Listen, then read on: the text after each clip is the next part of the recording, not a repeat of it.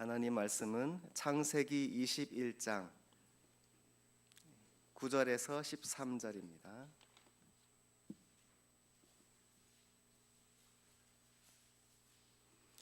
창세기 21장 9절에서 13절. 사라가 본즉 아브라함의 아들 애굽 여인 하갈의 아들이 이삭을 놀리는지라. 그가 아브라함에게 이르되 이 여종과 그 아들을 내쫓으라.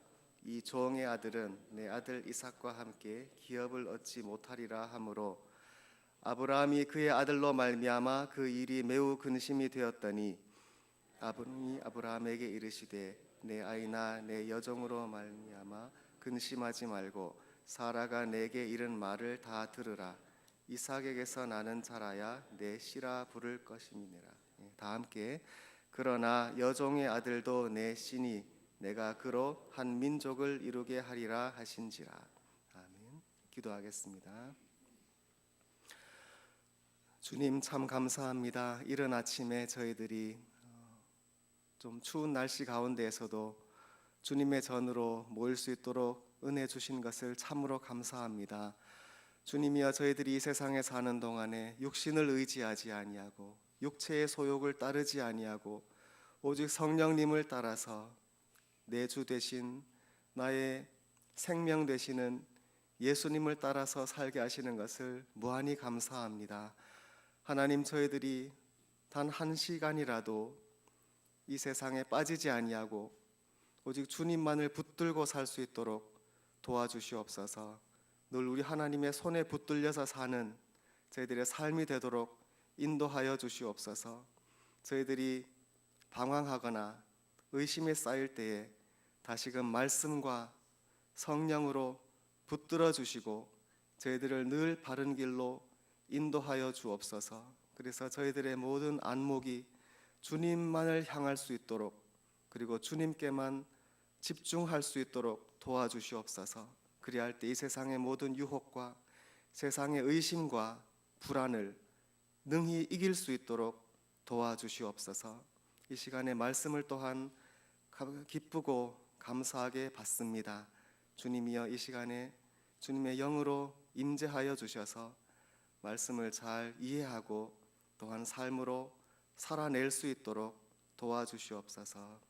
예수님의 이름으로 기도합니다. 아멘. 오늘의 제목은 주님의 자비가 필요한 사람들입니다. 아브라함의 아내 사라가 90살에 아들을 낳았습니다. 그리고 이름을 이삭이라 지었는데 그 뜻은 웃음이지요. 90살 먹으신 할머니께서 이제 갓난아기를 품에 안고 있는 모습을 보고 모든 사람들이 웃으리로다 그랬습니다. 잠깐 상상만 해봐도 사실 정말로 웃음이 나고 참 즐거운 광경이 아니겠습니까? 그래서 그 집에 있는 모든 사람들이 이삭을 축복하고 또 사라를 또 함께, 사라와 함께 기뻐하였습니다. 그리고 그들 대부분은 아브라함의 또 다른 아들 이스마엘에 대해서는 아마 잊어버렸을 것입니다. 이스마엘이 이삭이 태어났을 때의 나이가 14살입니다. 그러니까 한참 예민한 사춘기의 나이지요. 그리고 이스마엘은 그 아브라함이 처음부터 그 후계자로 삼으려고 염두에 두고 낳은 아들입니다. 그러니 그 집에 많은 종들이 그 아이를 주목했겠지요. 이 아이는 자라면 상속자가 될 가능성이 많다. 이 아이가 우리의 주인이 될 것이다 하면서 이스마엘에게 관심을 가졌을 것입니다. 그런데 또한 이스마엘은 그 처지가 애매했지요. 그 어머니인 하갈이 그 사라의 여종이었기 때문입니다. 그래서 사실 이스마엘이 아버지인 아브라함을 그 아버지라고 제대로 부를 수나 있었는지 모르겠어요. 그 홍길동이처럼 그 아버지를 아버지라 부르지도 못하고 자랐을 가능성이 많지 않겠어요? 그리고 또 아버지인 아브라함도 그렇습니다. 이 86세에 낳은 첫 아들이니 얼마나 귀하고 사랑스러웠겠습니까? 그런데 표현을 잘 못했을 거예요. 아내인 사라가 마음에 걸렸기 때문에. 그러니 예뻐해주고 싶고 안아주고 싶어도 참았겠지요. 그러니 이스마엘은 참 딱합니다. 그 애매한 처지에 있고 아버지의 사랑도 잘 받지 못하고 그러다가 이제 14살 사춘기가 되었는데 이제 자기의 이복 동생 이삭이 태어난 것입니다. 그러니 이 이스마엘과 또 그 어머니가 되는 하갈의 처지는 참 난처했겠지요. 그리고 불안했을 것입니다. 이제 이 집에서 우리 앞으로 미래가 어떻게 될 것인가 불안하고 또 정말 그 집에서 어떻게 이제 살아야 할 것인가 하는 그런 마음이 있었을 것입니다. 그러다가 마침내 말하자면 그 일이 터지는 것이죠. 오늘 본문의 9절입니다. 사라가 본즉 아브라함의 아들 애굽 여인 하갈의 아들이 이삭을 놀리는지라 그랬습니다. 여기서 그 원문에는 그 이삭을이라는 말이 없습니다. 영어에도 그렇잖아요. 이삭을 놀렸다는 말이 없고요. 그런데 여기서 놀리는지라는 이 단어가 그 이삭, 웃다라는 단어에서 파생된 단어입니다. 놀다 그리고 즐기다는 그런 뜻입니다. 우리가 게임을 하면서 놀면 웃잖아요. 그래서 웃다 하는 이삭이라는 단어에서 왔고, 그래서 이삭이라는 이름이 저 놀리는지라 하는 단어 속에 숨어 있습니다. 그러니 저 문장은요, 저 문장만 딱 따로 떼놓고 생각해 보면 그 이스마엘이 그냥 혼자 놀고 있었을 수도 있습니다. 혼자 노는 걸 보고 사라가 뭔가 마음에 안 들었을 수도 있어요. 문법적으로는 그 해석도 가능합니다. 다만 그 앞뒤에 그 문맥을 볼 때 아마 이삭을 놀렸을 것이다 하고 보는 것이 가능성이 많은 것이죠. 그러면 그 이삭을 어떻게 놀렸느냐? 어떤 사람들은 여기서 이스마엘을 굉장히 안 좋게 봅니다. 정말로 나쁜 마음으로 해롭게 했을 것이다. 그래서 아마 그 다음에 사라가 그 이스마엘을 쫓아내는 것이 그래서 정당화될 수 있을 것이다 이렇게 봅니다. 그런데 저 문장만 딱 보면은 이스마엘이 그렇게 심하게 했다고만 보기는 어렵습니다. 그리고 지금 이스마엘이 나이가 한 지금 이삭이 젖을 때거든요. 그러니까 한 3살 정도라고 본다면 이스마엘은 한 17살 되는 거잖아요. 그러니까 너무 차이가 크잖아요. 한참 어린 이제 3살짜리 동생인데 그 아이에게 정말로 나쁜 마음으로 해롭게 하려고 그렇게 나쁜 아이였다면 그 다음의 스토리랑 잘 연결이 안 됩니다. 아브라함이 이스마엘을 그렇게 위해서 심히 근심하였다. 그리고 하나님이 이스마엘을 돌보셨다 하는 그런 그 다음의 이야기를 볼 때 이스마엘이 정말 그렇게 나쁜 마음으로 해롭게 했겠는가? 그것은 좀 의심스럽습니다. 좀 그런데 사춘기 있고 하니까 그리고 훨씬 큰 형이니까 뭐 하다가 놀렸을 수는 있겠지요. 그럴 가능성은 있다고 봅니다. 어쨌든 이렇게 자기 한참 어린 동생을 놀리면서 이렇게 하고 있으니까 근데 사라 어머니의 입장에서 볼 때는 그것을 도저히 보고 참을 수가 없었겠지요.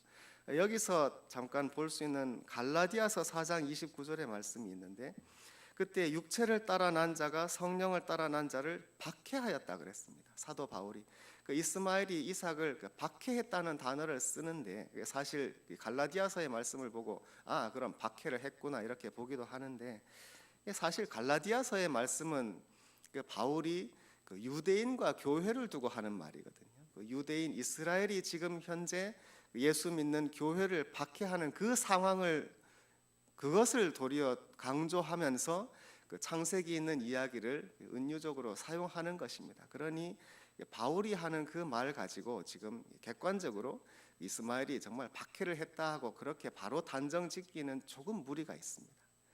그런 상황인데 자 그런데 사라는 그걸 참을 수가 없어서 그 다음 10절에 보면 아브라함에게 이렇게 말을 합니다. 내쫓으라.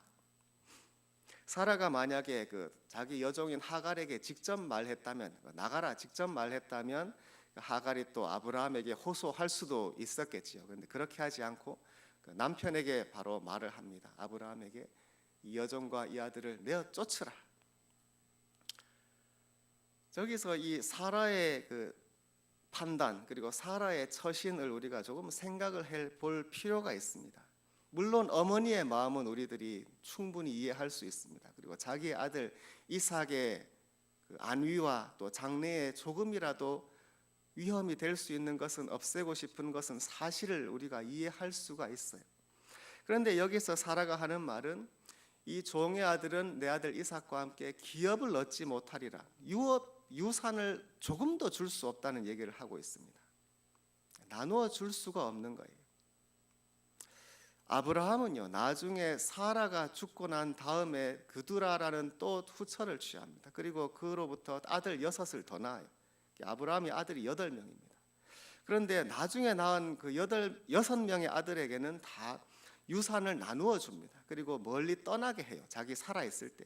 그래서 미리부터 그 이삭과 전혀 분쟁이 나지 않도록 다 처리를 해줍니다. 유산을 나누어 주거든요. 아브라함이 우리가 잘 아는 믿음의 사람, 그리고 사려 깊은 사람이잖아요. 그렇게 하는 사람인데, 그런데 유독 이스마엘에 대해서는 사라가 이렇게 말을 하는 것입니다. 유산을 전혀 나누어 줄 수 없다. 빈손으로 내어 쫓으라는 것입니다. 이것은 과하다는 생각이 듭니다. 신명기 21장 15절에서 17절에 바로 이와 같은 상황에 대한 말씀이 있습니다. 어떤 사람에게 두 아내가 있는데 한 아내는 사랑을 받고 다른 아내는 사랑받지 못하는데 두 아내 다 아들을 낳았습니다. 그런데 사랑받지 못하는 아내의 아이가 장자예요. 그런 경우에 그 사랑받지 않는 아내의 아들이라고 해서 내치지 말고 그 아들이 장자다, 장자의 명분을 빼앗지 말라는 율법의 말씀이 있고 그 아이에게 2배의 유산을 주라는 신명기의 말씀이 있습니다. 여러분이 그 주보에 따라 성경 읽기를 하셨으면 이번 주에 읽으셨을 것입니다. 제가 이걸 가지고 보아찾기 문제 낼래다 말았습니다. 좀 주관적이 되기 때문에. 그런데 내고 싶었던 문제가 이것입니다. 이 신명기 21장의 말씀을 볼 때 이 사라의 언행을 우리가 어떻게 봐야 되겠느냐 하는 생각을 하게 됩니다. 사실 이해가 되는 것은 신명기의 말씀은 수백 년 후의 말씀이니까 사실은 또 역으로 또 꼭 적용하지 않아도 된다는 그런 견해가 있을 수가 있고요. 또 하나의 견해는 지금 이거는 좀 예외다, 특수한 경우다. 왜냐하면 하나님이 특별히 선택하신 약속의 자녀 이삭이 연계되어 있기 때문에 이것은 좀 예외적으로 봐야 된다, 그렇게 볼 수도 있고요. 또 하나는 또 하갈은 여종이지 않습니까? 그러니까 사라가 자기의 여종인 하갈에게 대해서 저런 식으로 심하게 하는 것이 사실 그 당시의 문화에서 그렇게 드문 일도 아니었다. 여종이니까 그렇게 했다, 이렇게 또 사라를 변호할 수가 있습니다. 그러나 이 모든 걸 감안하더라도 자기의 여종이요 또 남편의 아들인 이스마엘을 아무 유산도 주지 않고 빈손으로 내어 쫓으라고 하는 것은 과하다는 생각이 듭니다. 인간적으로는 이것이 이해가 돼요. 왜냐하면 사람들에게 이 아들, 큰 아들이고 분명히 그 첫 아들이거든요. 아브라함에게. 그 이스마엘에게 유산을 조금이라도 나누어 주면 그 유업을 인정해 주는 것이잖아요. 지분이 있다, 그런 뜻이 될 수 있기 때문에 사람들이 그렇게 생각할 수 있는 여지를 아예 없애기 위해서 0% 하나도 안 준 것이다, 이렇게 이해를 할 수가 있습니다. 지금 조금이라도 나눠줬다면 나중에 이들이 장성한 다음에 또 더 달라, 사람들이 또 뭐 더 주라, 이렇게 분쟁이 날 수가 있으니까 그런 여지를 아예 없애기 위해서 저렇게 했다는 것이죠. 도리어 그게 마음은 조금 아플지 몰라도 도리어 냉철한 판단이었다, 그렇게 볼 수도 있습니다. 인간적으로 그렇게 볼 때 이해가 돼요. 그런데 여러분, 언제부터 그런 우리의 인간적인 계산이 하나님의 마음과 맞았습니까? 인간적인 생각은 하나님의 생각과 원수가 됩니다.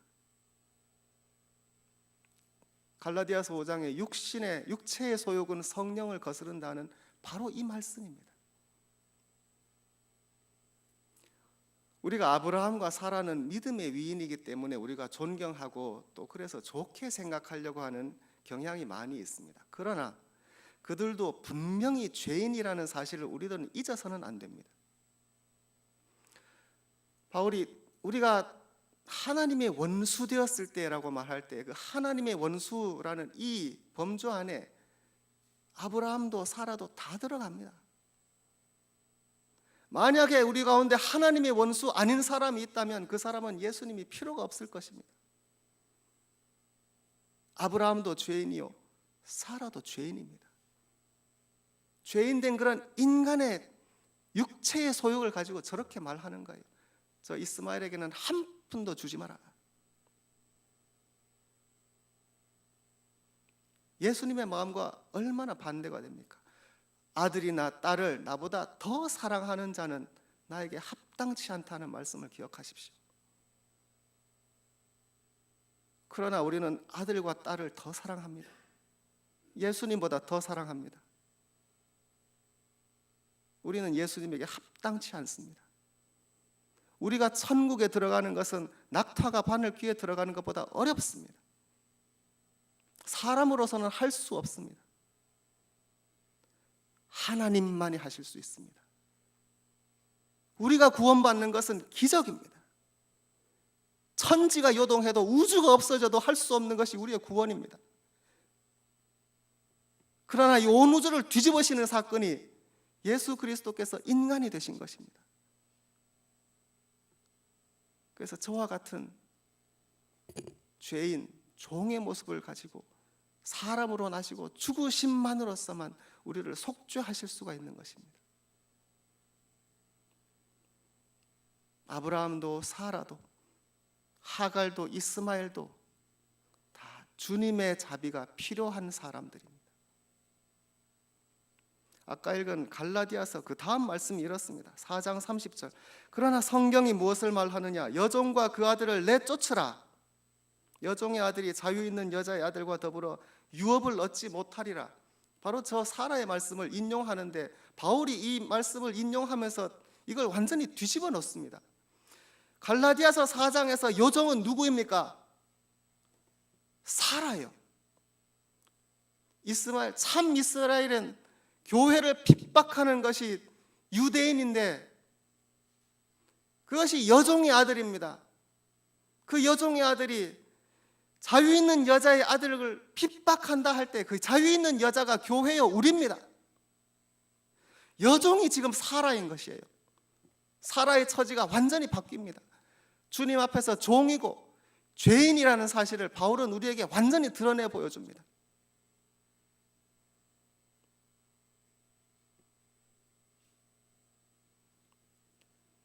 이와 같은 인간적인 여종의 죄인의 마음으로서 남편에게 여종의 아들을 내쫓으라 이렇게 말을 하고 있습니다.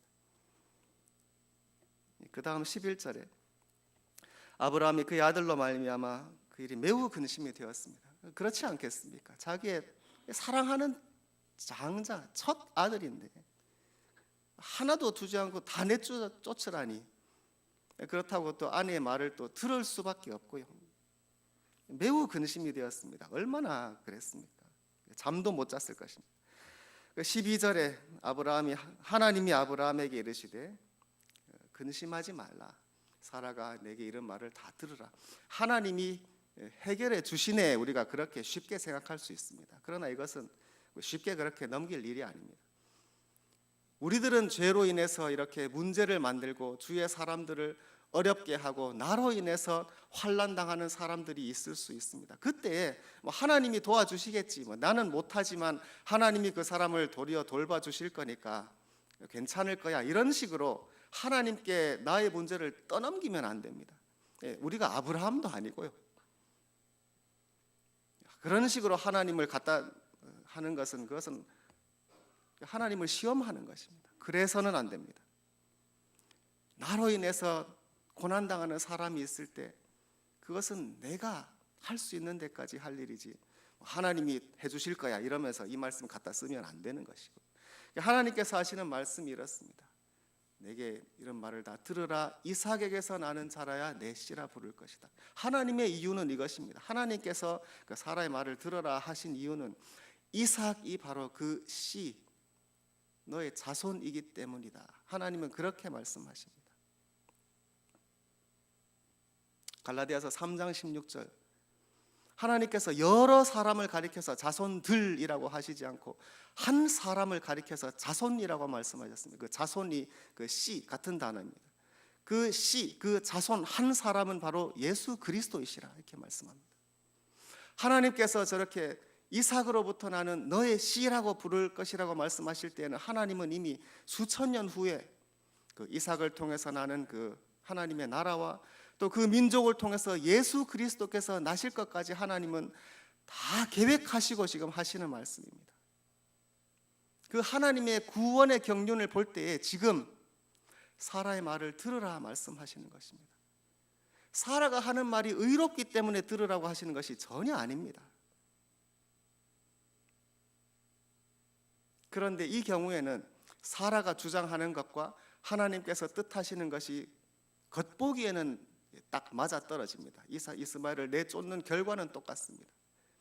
그러나 사라의 뜻과 하나님의 뜻은 완전히 다릅니다. 겉보기에 결과만 같습니다. 우리들이 기도하다가 어떤 경우에는 잘 될 수가 있습니다.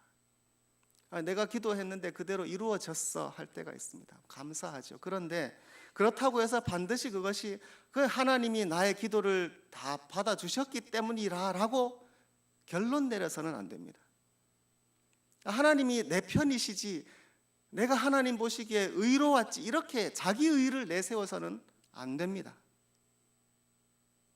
하나님은 그분의 선하신 뜻 가운데 하나님의 뜻에 따라서 우리들의 기도에 따라서 때로는 yes 하시고 때로는 no 하시는 것입니다. 그분의 크신 높으신 뜻을 따라서 되는 것이지 그냥 나의 그런 생각을 따라서 하나님께서 우리에게 맞추어 주신다고 생각하면 안 됩니다.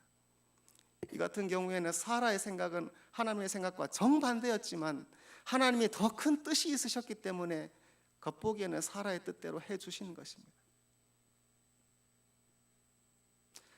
그 다음 하나님의 뜻 13절을 보시면 그러나 여종의 아들도 내시니 내가 그로 한 민족을 이루게 하신지라. 하나님의 뜻이 또 여기에 있습니다. 이스마엘을 통해서도 큰 민족이 이루어질 것입니다.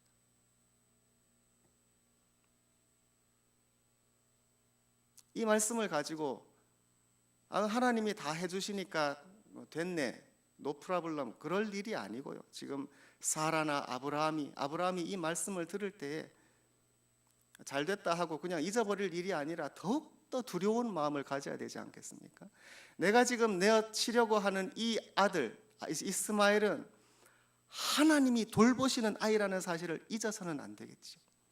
나는 이제 내어쫓고 더 이상 볼 일이 없을지라도 하나님의 눈이 이 아이와 함께 있다는 사실을 기억해야 할 것입니다. 하나님이 돌보십니다. 큰 민족을 이루게 하려면은 이 아이의 평생 그리고 그 자손까지 하나님께서 돌보신다는 뜻이 아니겠습니까? 우리가 가진 모든 복이 빛들의 아버지로부터 내려오는데 이 이스마엘이 받는 모든 복이 하늘의 아버지로부터 내려올 것이 아니겠습니까? 하나님께서 아마 천사들을 보내셔서 이 아이가 위험하지 않도록 돌보실 것이요 인도하실 것이고 또 그 천사들로부터 늘 이스마엘과 그 자손이 어떻게 지내는지 보고를 받으실 것이고 하나님의 눈이 이와 함께 있습니다. 그 다음 이후의 말씀에 하나님께서 이 아이와 함께 하신지라 말씀하셨습니다. 나는 이 아이를 버리지만 하나님이 돌봐주시니 주여 하고 더욱더 두려운 마음을 가져야 하는 것입니다. 우리도 그렇습니다. 우리들이 이 세상 살면서요 나로 인해서 어려움 당하는 사람이 있을 수가 있습니다. 우리 교회 성도님들은 다 선하신지라 그런 일이 많이 없으리라고 생각을 하지만 그래도 나도 모르게 그럴 수 있고요. 내가 잊어버렸을 수도 있습니다. 본의 아니게. 그러나 인간 세상에서 나로 인해서 어떤 사람이 고통받았을 때 그 사람은 내 인생에서는 지워졌습니다. 더 이상 생각도 않고 기억도 하지 않습니다. 죽인 것입니다. 내 세계에서는. 나는 그 사람을 내어쳤을지라도 하나님은 그 사람을 돌보신다고 할 때 우리가 두려워해야 되지 않겠습니까? 그 사람도 하나님의 형상을 가진 사람이요 하나님의 자녀라고 한다면 내 이웃을 내 몸같이 사랑하라 하신 말씀을 내가 그렇게 하지 못했지만 하나님께서 나 대신에 그 사람을 끝까지 돌보신다고 한다면 우리가 두려워해야 할 것입니다. 주여, 나의 불찰을 용서하여 주옵소서 하고 기도해야 할 것입니다. 반대로 우리가 살면서 또한 이런 일을 당할 수도 있습니다. 우리가 힘이 없어서, 종 같아서. 본문에 하갈이나 이스마엘은 힘없는 사람들 아닙니까? 종들이 아닙니까? 힘이 없으니까 쫓겨나도 아무 할 말이 없는 것 아니겠습니까? 그런데 우리들도요, 힘이 없어서, 아무 영향력이 없어서 이렇게 서러움을 당하고 고난 당할 수가 있습니다. 그랬을 때 만약에 우리가 우리에게 이런 고난 준 사람을 원망하고 미워한다면 우리도 같은 죄인이지. 그럴 때 우리들이 기억해야 할 분은 누구십니까? 예수 그리스도. 예수님께서 그 하늘 영광 버리시고 아버지와 동등됨을 취할 것으로 여기지 아니하시고 종의 형체를 가지셔서 사람이 되셨습니다. 종이 되셨습니다. 지금 이스마엘처럼, 하갈처럼 종으로 오신 것이에요.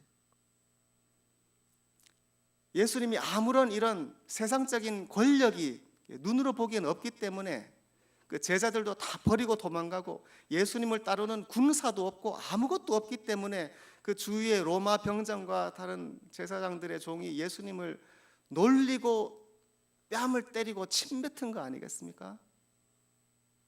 이 사람은 우리들이 이렇게 놀리고 매질하고 죽여도 아무 문제가 없을 거니까. 이 사람은 종이니까.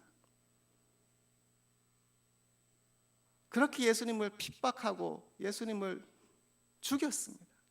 예수님께서 스스로 그런 종의 자리까지 낮아지셨습니다. 그러나 원망하지 않으시고 그들을 위해서 기도하시고 그 죽으심의 고난을 통해서 그들 모두, 그리고 저와 여러분을 속죄하셨습니다. 이 예수 그리스도의 종된 모습을 보면서 우리들이 만약에 이 세상에서 그런 부당함을 당했다면 더 주님을 닮아가는 것입니다. 하나님께서 다 갚아주십니다.